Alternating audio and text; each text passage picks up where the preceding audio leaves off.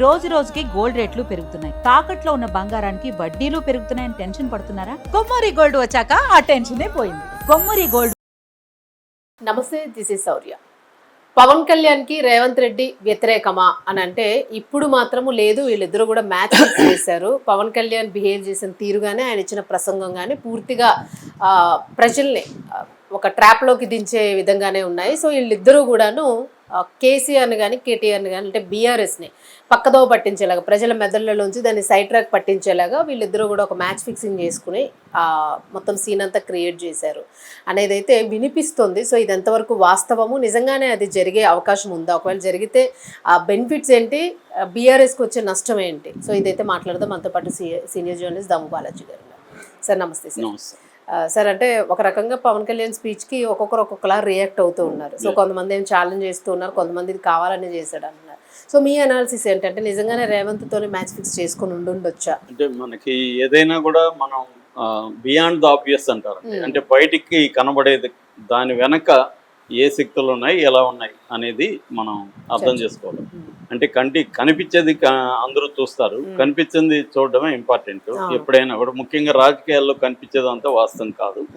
So ఇప్పుడు ఏంటంటే గత కొంతకాలంగా ఈ మధ్యకాలంలో లేని విధంగా తెలంగాణ ఆంధ్ర మధ్య ఒక వైషమ్య వాతావరణం సడన్ గా ఎరప్ట్ అయింది. ఎందుకు ఇది ఎరప్ట్ అయింది? ఇది మూలం అయితే నాగేశ్వరరావు. అంటే మామూలుగా బటర్ఫ్లై ఎఫెక్ట్ అనే ఒక థియరీ ఉంది. బటర్ఫ్లై అంటే ఎక్కడో బటర్ఫ్లై ఒక సీతాకోచిలుక రెక్కలాడిస్తే ఇంకెక్కడో ఒక తుఫాన్ రావచ్చు, ఒక ఉపద్రవం రావచ్చు అన్న ఒక థియరీ బటర్ఫ్లై ఎఫెక్ట్ అంటారు. అలాగే నిజానికి నాగేశ్వరుకి ఆంధ్ర తెలంగాణకి గొడవకి సంబంధం లేదు, కానీ అక్కడ స్టార్ట్ అయింది. సో దానికి కూడా కారణం మళ్ళీ వీళ్ళే, జనసేన వాళ్ళు కావచ్చు, తెలుగుదేశం మీడియా కావచ్చు, వాళ్ళే స్టార్ట్ చేశారు. ఇక్కడ స్టార్ట్ చేయలే. బిగినింగ్ లో మనం చూస్తే తెలంగాణలో స్టార్ట్ చేయలేదు. నాగేశ్వరం మీద వాళ్ళు విమర్శలు చేసినప్పుడు కూడా తెలంగాణ వాదులు నాగేశ్వరుకు సపోర్ట్ చేయలేదు, సైలెంట్ గానే ఉన్నారు. వాళ్ళు ఎప్పుడైతే కేసులు పెట్టి మీ తెలంగాణ వాళ్ళకి ఆంధ్రాకి సంబంధించిన ఏం పని, మీరెవరు విమర్శించడానికి అని ఆ యాంగిల్లో తీసుకున్నాక అప్పుడు కూడా వీళ్ళు గట్టిగా స్పందించలేదు. అరెస్టు చేయబోతున్నారు అన్న వార్త వచ్చిన తర్వాతనే వీళ్ళు స్పందించారు. అది కూడా ఎవరో చెప్పింది కాదు, పవన్ కళ్యాణే చెప్పాడు. అరెస్ట్ చేయడానికి మా వాళ్ళు రెడీ అయితే నేనే ఆపానని కూడా పవన్ కళ్యాణ్ చెప్పాడు. సో అదంతా వచ్చిన తర్వాత మీరు అంటే తెలంగాణ వాళ్ళు ఆంధ్ర వాళ్ళు విమర్శిస్తే అరెస్టులు చేస్తారా? ఆల్రెడీ ఒక జర్నలిస్ట్ని అరెస్ట్ చేసి కేసులు పెట్టారు. ఆ విషయంలో కూడా ఈ మొన్న నాగేశ్వరని సపోర్ట్ చేసిన అనేక మంది ఆ జర్నలిస్ట్ ఇంటికి కూడా పోయి సపోర్ట్ చేశారు. ఆ నేపథ్యం ఉంది. ఆ నేపథ్యం ఉండడం వల్లనే వీళ్ళు అంటే రాష్ట్రాలు విడిపోయినా మళ్ళీ వీళ్ళు వచ్చి పెత్తనం చేస్తున్నారు. ఇదొక కాంటెక్స్ట్. రెండో కాంటెక్స్ట్, రేవంత్ రెడ్డి అధికారంలోకి రావడానికి తెలుగుదేశం సపోర్ట్ కూడా ఇంపార్టెంట్.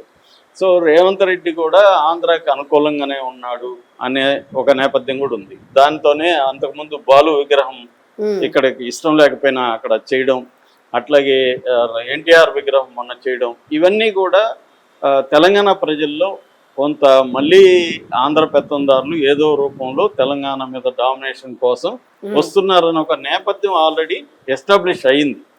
సో ఈ బ్యాక్గ్రౌండ్లో పవన్ కళ్యాణ్ మీద వీళ్ళు తెలంగాణ వాళ్ళు విరుచుకుపడ్డారు. అది దారుణంగా కూడా మాట్లాడారు. ఆయన ఫోటోని చెప్తా కొట్టారు. ఇవన్నీ జరిగింది.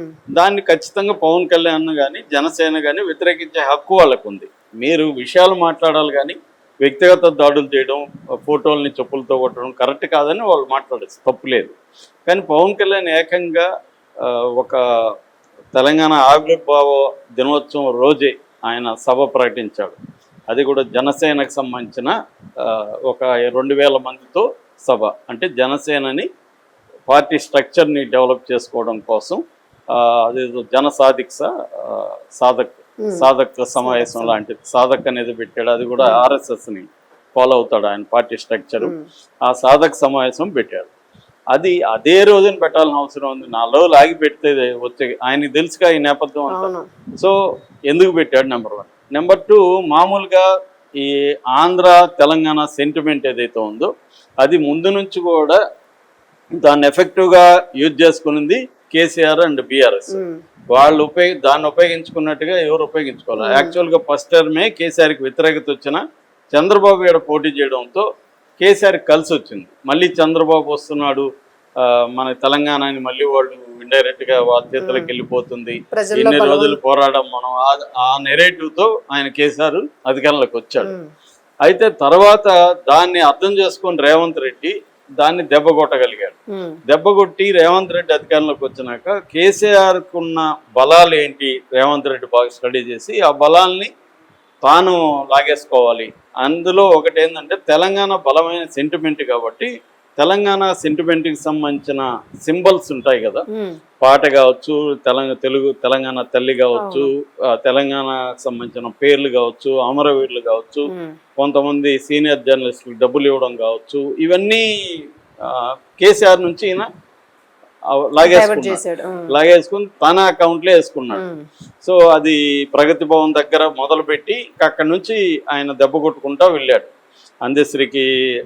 అందశ్రీ పాటను పెట్టడం కానీ, తెలంగాణ తల్లి ఇచ్చేయడం కానీ, గద్దర్ అవార్డులు ఇవ్వడం కానీ, అట్లా తెలంగాణ ఐకాన్స్ ఏవే ఉన్నాయో కేసీఆర్ కొన్ని విస్మరించిన వాటిని అంతా కూడా ఈయన తీసుకొని వీళ్ళకి ₹1 కోటి డబ్బులు ఇవ్వడం దగ్గర నుంచి అన్ని చేసుకుంటూ వచ్చాడు.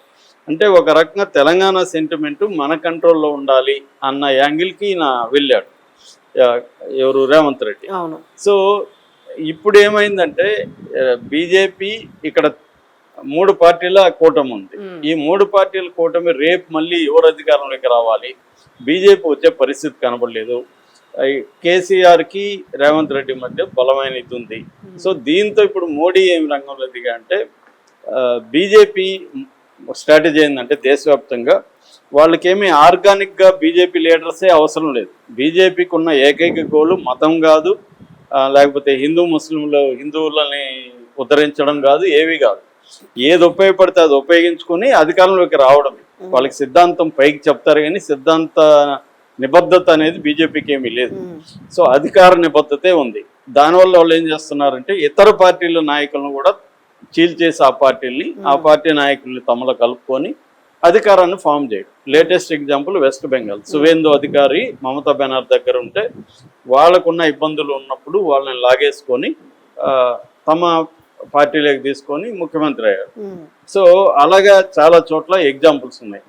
ఇప్పుడు ఇక్కడ కూడా రేవంత్ రెడ్డిని బీజేపీలోకి లాగాలనేది ప్లాన్ ఉంది.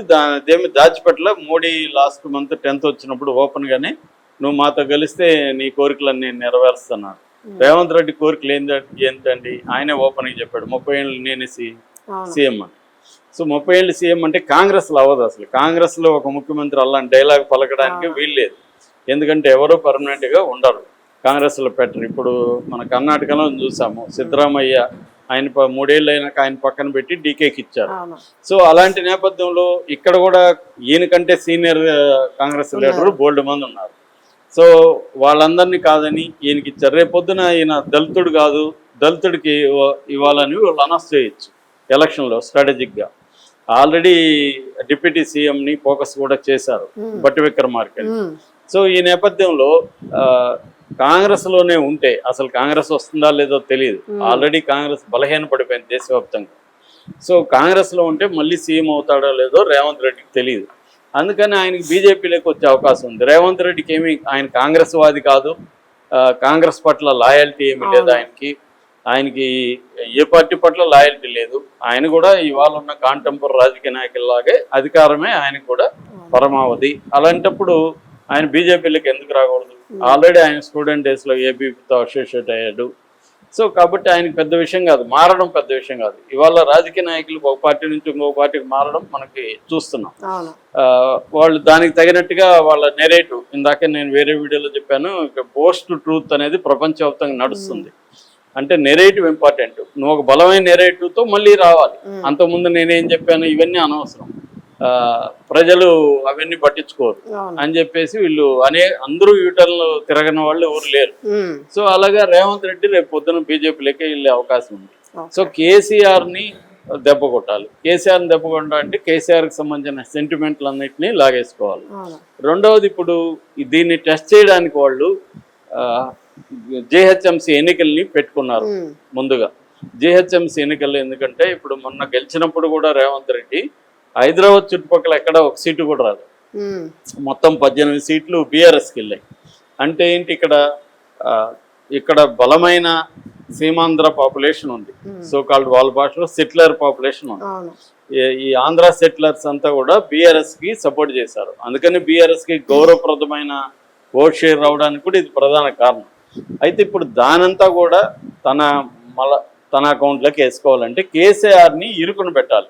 అంటే కేసీఆర్ సెంటిమెంట్ ని దెబ్బ కొట్టాలంటే ఆంధ్ర తెలంగాణ గొడవ రగిలిస్తే కేసీఆర్ ఇప్పుడు దీంట్లో ఎంటర్ అయ్యి ఆంధ్ర క్యాంటీగా మాట్లాడితేమో తెలంగాణ సెంటిమెంట్ కేసీఆర్కి సపోర్ట్ చేస్తుంది, ఆంధ్ర వాళ్ళు యాంటీ అయిపోతారు.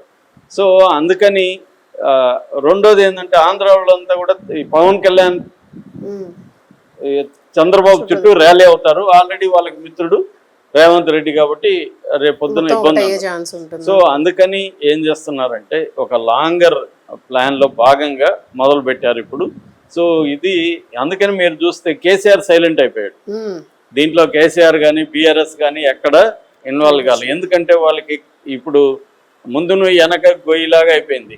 సపోర్ట్ చేస్తామో ఆంధ్రలో ఓట్లు పడవు, సపోర్ట్ ఇది ఈ తెలంగాణ వాదాన్ని సపోర్ట్ చేస్తేమో ఆంధ్ర ఓట్లు దూరం అవుతాయి, సపోర్ట్ చేయకపోతేమో తెలంగాణ వాదులు దూరం అయ్యే అవకాశం ఉంది. అందుకని వాళ్ళు ఏం చేశారని తెలివిగా తెలంగాణ వాదుల్ని తమ పార్టీకి సపోర్ట్ చేసే తెలంగాణ వాదులను ముందు పెట్టి వాళ్ళ ద్వారా మాట్లాడిస్తూ తాము అప్సెల్గా మాట్లాడకుండా ఉంటున్నారు. సో అది ఒక రకంగా డిఫెన్స్లోకి నెట్టగలిగారు బీఆర్ఎస్ని, కేసీఆర్ని. రేవంత్ రెడ్డి పవన్ కళ్యాణ్ కలిసి డిఫెన్స్లోకి నెట్టేశారు. వీళ్ళు గేమ్ మొదలు పెట్టారు. అందుకనే కాంగ్రెస్ మంత్రులు చాలా తీవ్రంగా అతిగా స్పందిస్తున్నారు. అంత అతిగా స్పందించాల్సిన అవసరమే లేదు. ఇప్పుడు పవన్ కళ్యాణ్ ఒక ప్రెస్ మీట్ పెట్టాడండి, ఏమైపోయింది ప్రెస్ మీట్ పెడితే? దానికి ఎందుకు వీళ్ళు అతిగా స్పందించాలి? అసలు పవన్ కళ్యాణ్ నిన్న ఏదో అది ఇండోర్ సభ 2000 కాకపోతే 1000 మందితో జరుపుకోమని పర్మిషన్ ఇవ్వచ్చు కదా. సరే 100 మందితో జరుపుకోండి అని పర్మిషన్ ఇవ్వచ్చు కదా, ఎందుకు క్యాన్సిల్ చేశారు? రాదు కదా. ఇస్తే వాళ్ళు జరుపుకొని వాళ్ళు సైలెంట్ గా వెళ్ళిపోయేవాళ్ళు. అంటే ఇదంతా ప్లాన్డ్ గానే గొడవలు రెచ్చగొట్టాలి. దానికి తగినట్టే పవన్ కళ్యాణ్ స్పీచ్ కూడా ముందే ప్లాన్ చేసుకున్న స్పీచ్. అది కొత్తగా అప్పటికప్పుడు స్పీచ్ కాదు, అది ఆ 2000 మందితో మాట్లాడాలనుకున్న స్పీచ్ నే ఇక్కడ తీసుకొచ్చి పెట్టాడు. అది ఆల్రెడీ రిటర్న్ స్క్రిప్ట్ అది. సో ఆ రిటర్న్ స్క్రిప్ట్ లో ఏమేమి మాట్లాడాలి, తెలంగాణ వాళ్ళని ఎలా రెచ్చగొట్టాలి, సెంటిమెంట్ రెచ్చగొట్టాలంటే ఏ అంశాలని మాట్లాడాలి, ఇవన్నీ ప్లాన్డ్ గానే ఆయన మాట్లాడాడు. సో వాళ్ళ ప్లాన్ అయితే ఇప్పటి వరకు సక్సెస్ అయిందని చెప్పొచ్చు. సో దీంట్లో చాలా మంది ఏంటంటే ట్రెడిషనల్ తెలంగాణ వాదులు ఈ ట్రాప్ లో కొంతమంది పడ్డారని కూడా చెప్పొచ్చు. వాళ్ళకి ఎందుకంటే ఏ పార్టీలు అని కాకుండా తెలంగాణ వాదం లేకపోతే తెలంగాణ అస్తిత్వం ప్రమాదంలో పడుతుంది అనుకున్నప్పుడంతా వాళ్ళు రెచ్చిపోతారు. ఈ రెచ్చిపోవడం అనేదే కావాలి వీళ్ళకి కూడా, అదొక ట్రాప్. ఆ ట్రాప్ లో పడుతున్నారు. పడకుండా చాలా సార్లు ఏంటంటే ఇగ్నోరెన్స్ ఇంపార్టెంట్. నువ్వు వాడిని పట్టించుకోకుండా ఉంటే వాడే సైలెంట్ అయిపోతాడు, నువ్వు పట్టించుకునే కొద్ది పెరుగుతుంది. అదే వాళ్ళకి కావాలి. దాంట్లో భాగంగానే ఈ స్కీమ్ లో భాగంగానే ఒక స్కెచ్ చేశారు. ఆ స్కెచ్ ఫలించింది ఇప్పటి వరకు. అది నెక్స్ట్ ఎలా ఉండబోతుందని చూడాలి దీని రిజల్ట్.